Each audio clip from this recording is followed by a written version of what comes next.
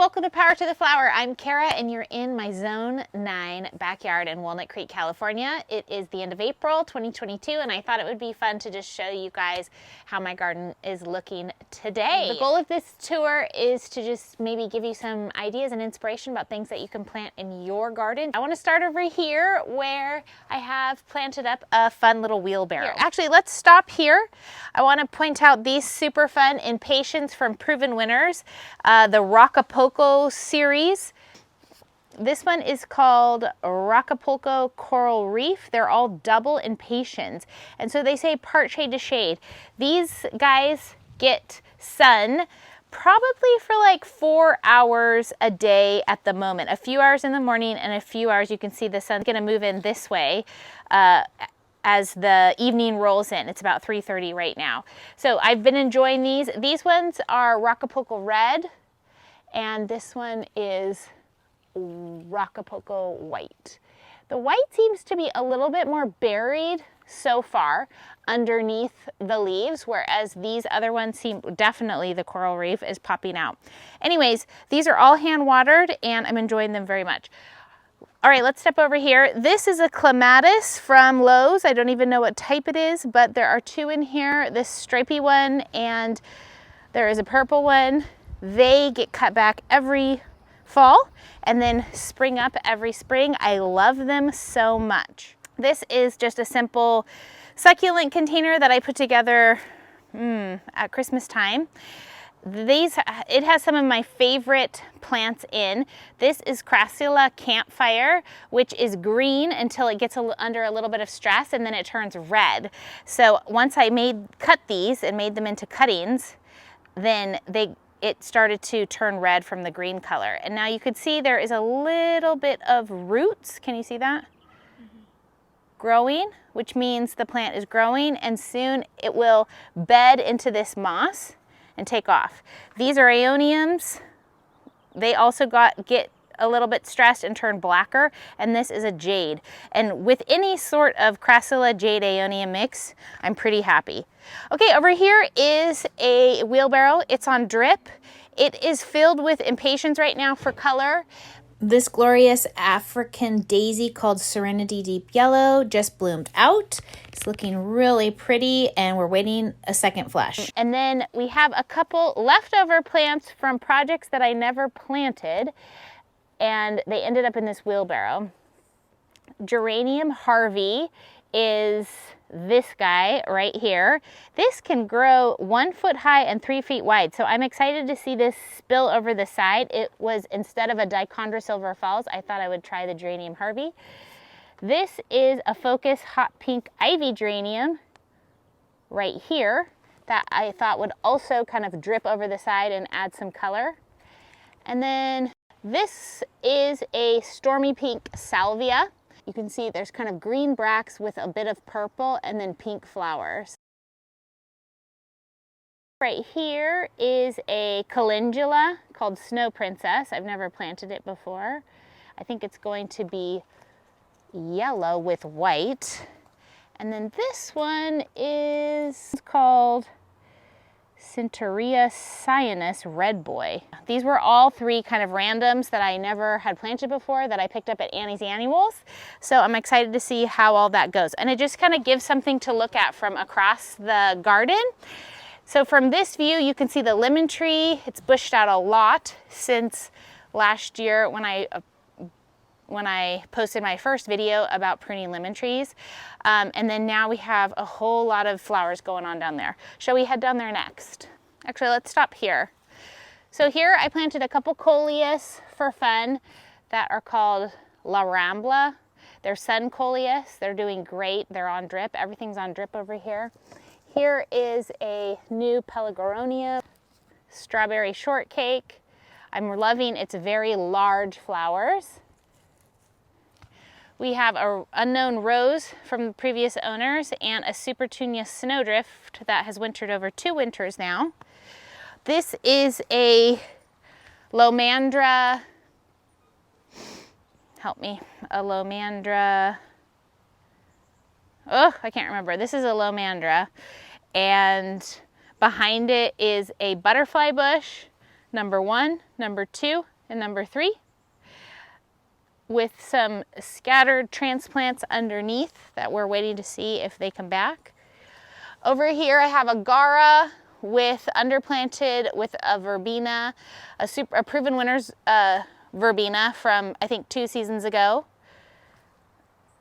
Some lovely geraniums and sedum sparkler. This is a fun one that I got from Annie's, and I think it's called Yellow Buttons. And it is just a fun little ground cover. And it has these yellow flowers in the spring. Here we have 2 hydrangeas. I think they're firelight hydrangeas. They were transplanted not last season, but the season before. They're in a lot of shade during the summer, and so they didn't bloom at all. So I'm wondering, if that had something to do with the transplant or if it's their new spot. The reason why I planted them here is because they were planted in full sun before, and the leaves were burning and the flowers were burning. So we're trying this space now. Gonna have a quick cruise by this area. These are Heuchera rosatas, which I've come to find out, thank you Annie's Annuals, are California natives. So they're just loving their life. They started blooming at the beginning of April. It says they bloom through the summer, so I'm excited about that. And then we have a vinca underneath. I also interspersed some begonia tubers in here, and here is a leaf coming out. And some more leaves back there. These are all the begonias. Here's another. So these will be coming soon. They're supposed to have pink blooms. I'm excited to see how that goes. A load of succulents. Here's the other Heuchera rosata. Oh, and some more begonias. Begonia life peeking through. So this is my raised wall and rock bed from last year.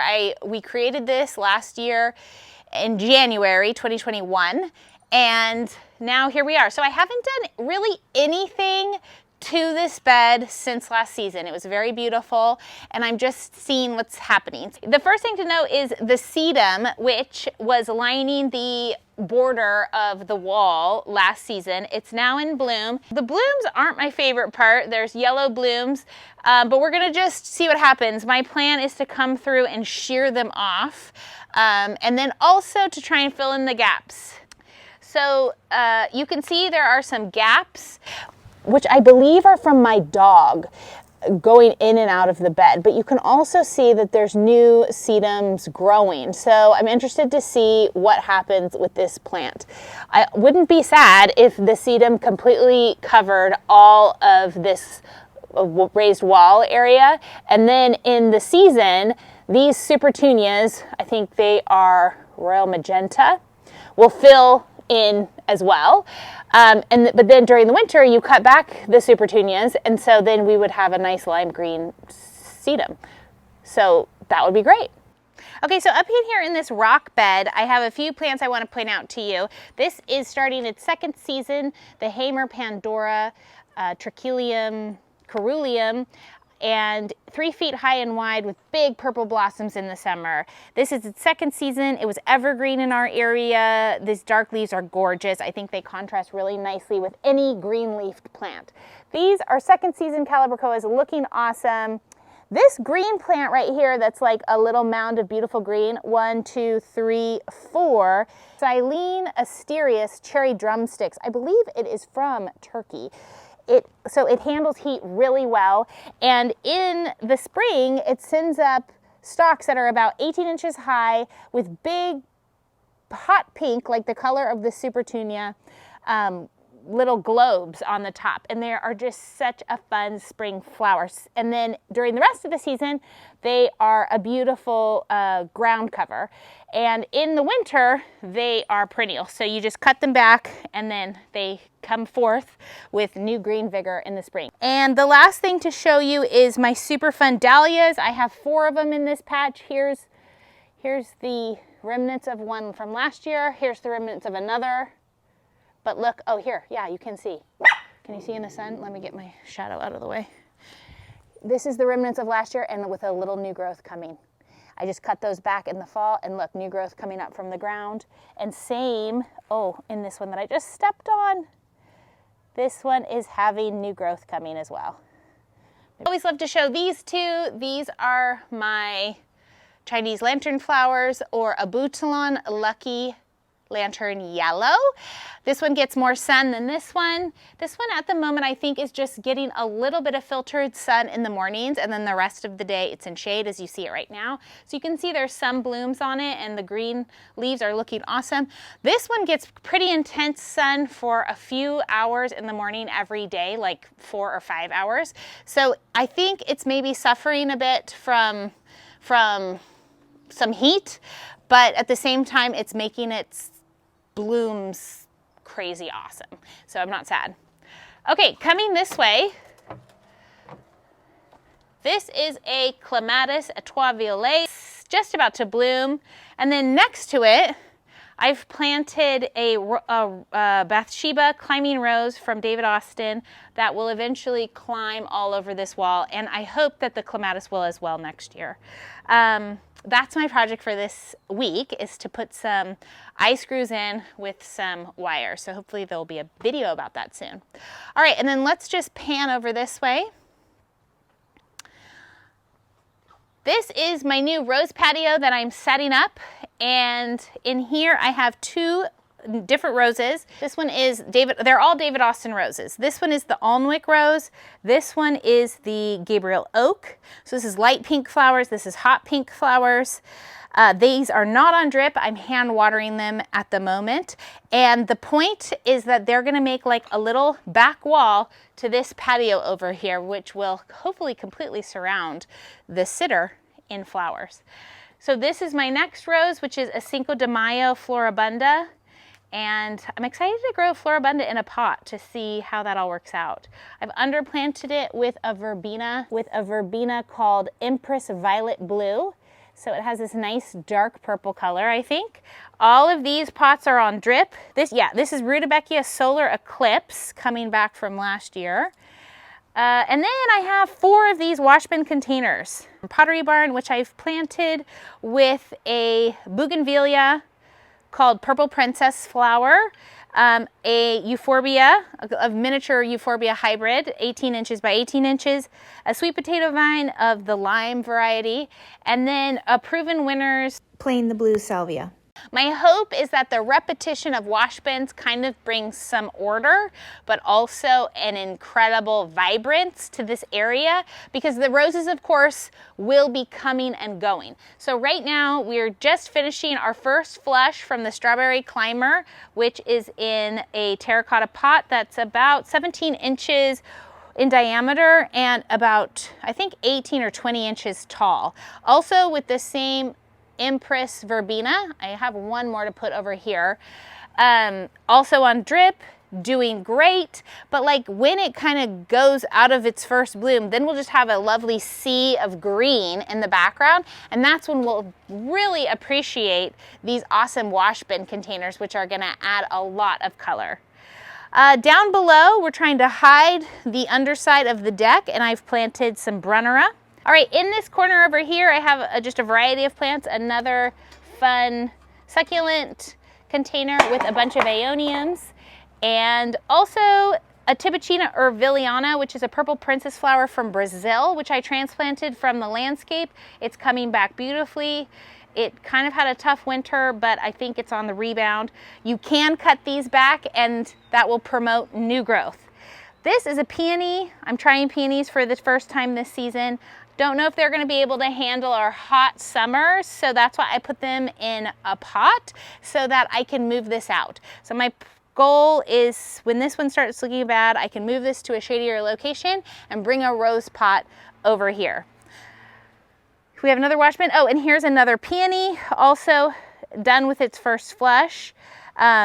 And with the same idea, if it can't handle our hot heat, because this area right here is, of course, getting reflection from the bricks as well as just intense sun all day. So if these don't start to look bad, I can, again, move this to a different location and bring a rose in here.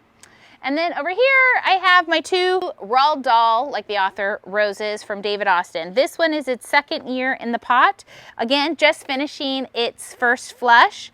And this one was transplanted. So it spent 1 season in the ground last year. I transplanted it in the fall, I think, and now it's over here. As you can see, even from this exact moment, this one gets more shade, and I believe that's part of the reason why it doesn't have as many blooms on, but I think it's gonna get its blooms, it's just a little bit slower. So actually what I'm thinking is this Roald Dahl could maybe move into one of those peony locations. I'm definitely gonna need more roses. I think that's the bottom line. All right, and the last thing to show you is this little bed over here, which is kind of new. We created it from the bricks that were in the ground over there.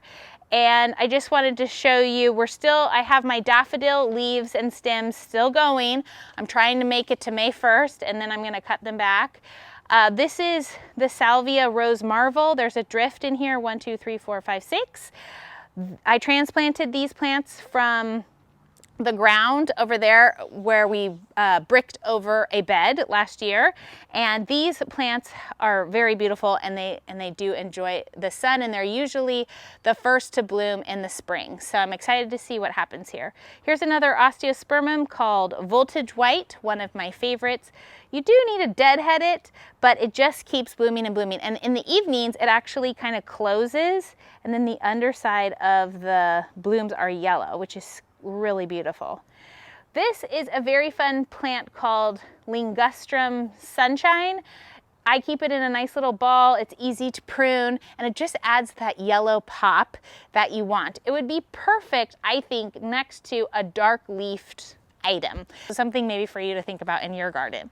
And then the last thing is the transplanted geraniums. I had let's see, 3 geraniums from a pot that I planted in this space, and then I took cuttings of them and planted them here. Here's 1, 2, 3 in these cracks.